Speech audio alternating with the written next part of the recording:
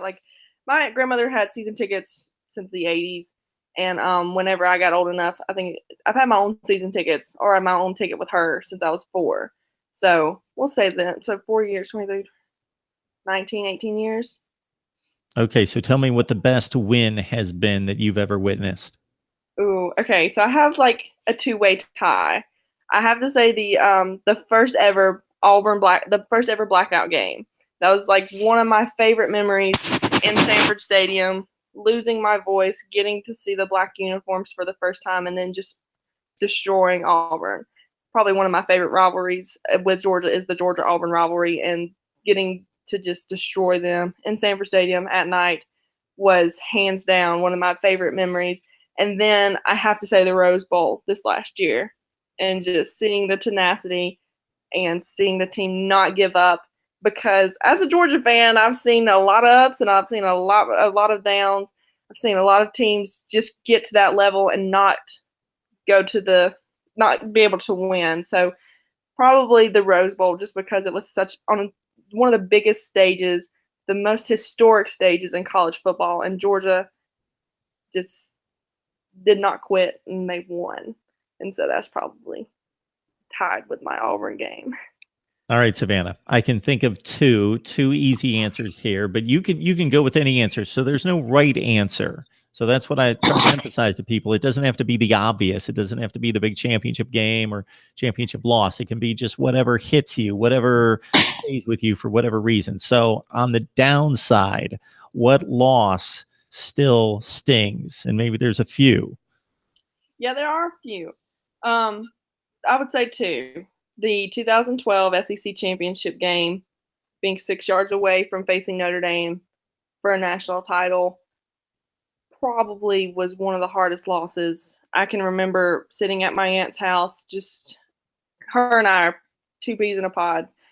She's one of my best friends, and she's who actually introduced me to wanting to be a sports journalist and a sports writer and do stuff like this. And I can remember sitting in her living room, sitting on the floor, watching that drive happen, and the ball getting and that the play, like not knowing why we didn't spike the ball, not knowing why he chose to run that kind of play and stuff.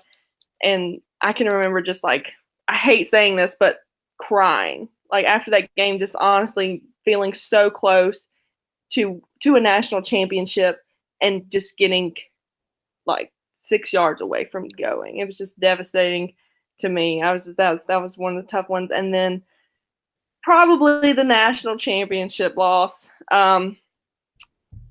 losing in overtime on that play, and it still hurts. Like people try to bring it up to me, and I'm like, we can talk about it, but I'd rather not. And it still stings. I mean, it's crazy to think it's like a breakup, but after that game, it felt like I had been broken up with a boyfriend that I had been with for like 4 years. Like maybe he like engaged, like heart wrenching. I mean, probably the most crushing loss, because Georgia fans have waited 37, 35 years to get to that stage, and we performed so well in the first half. We struggled in the second half, but we came back. We were tenacious and did not give up.